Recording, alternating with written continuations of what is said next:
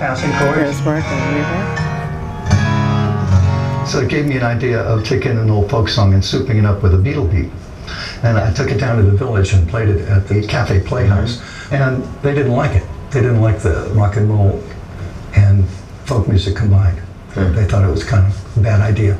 You know, the coolest thing about Roger, and it was like the first day I met him, he came into the Playhouse Cafe with a Gibson 12-string, and he plays, "I Want to Hold Your Hand." And I went, "I want to hold your hand" as a one-guitar folk thing. It was really a remarkable, ballsy thing. And he did take abuse for it. I know a lot of people are going, "What's he doing?"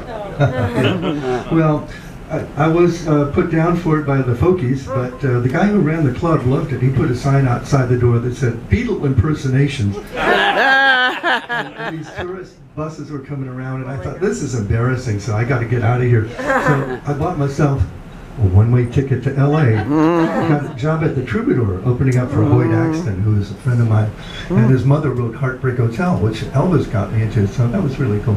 I was doing pretty much the same thing at the Troubadour as I'd been doing in the village, and it was going over the same way, just like that. But there was one guy who liked it. His name was Gene Clark, and he came backstage after my set, and he said, "Hey, I get what you're doing. I like the Beatles, I like folk music. Let's write some songs and see what happens." So we'd sit in the front room of the Troubadour, a little place called the Folk Den. It was open all day for free. And we'd sit around at a table with our guitars and write songs. And one day this chubby little guy came in and started singing harmony with us. And he said, "I want to be in your band." I said, "Well, we don't really have a band, David. We're just writing some songs here." He said, "Oh, come on, man. If I can be in your band, I know this guy's got a recording studio we could use for free." I said, "You're in." So David Crosby took us over to meet his friend Jim Dixon, who was a producer engineer at World Pacific Records. And they were wonderful. And Ravi Shankar recorded for that label. So Jim let us record on the machines after all the sessions were over, usually about midnight. And that's when we discovered that three guys with an acoustic 12-string didn't sound anything like the Beatles. So we wanted to sound like the Beatles, and we needed more musicians and better instruments. So we made a pilgrimage to the Pix Theater in Hollywood to see the Beatle movie, A Hard Day's Night. And we took notes on what the Beatles were playing. Ringo Starr had Ludwig drums. We got to get some Ludwig drums. And George Harrison had a Gretsch guitar. We got to get one of those.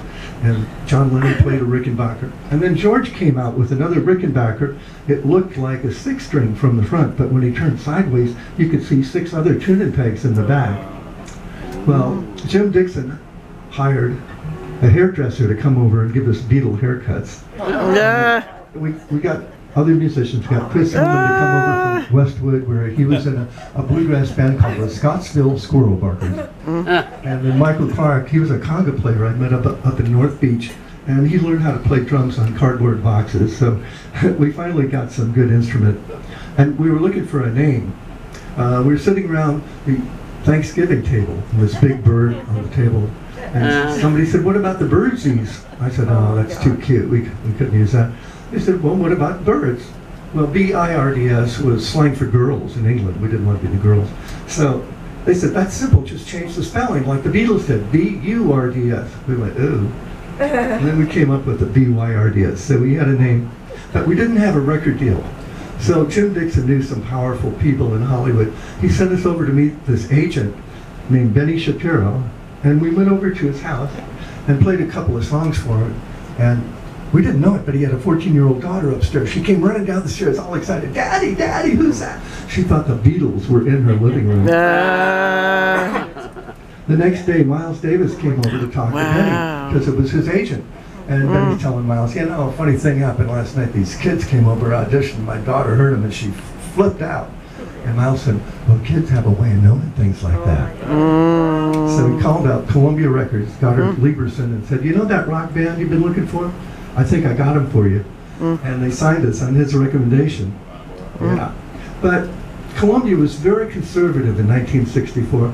They didn't have any rock and roll. They had Steve Lawrence and Edie Gourmet and Doris Day. And so they were a little frightened of rock and roll, but they thought they ought to get into it.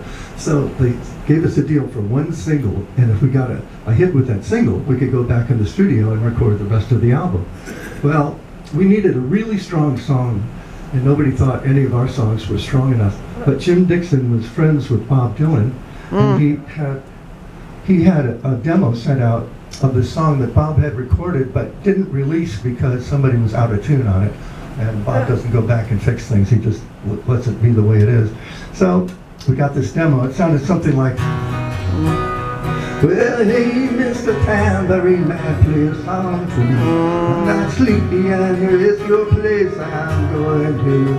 Hey, Mr. Tambourine Man, play a song for me.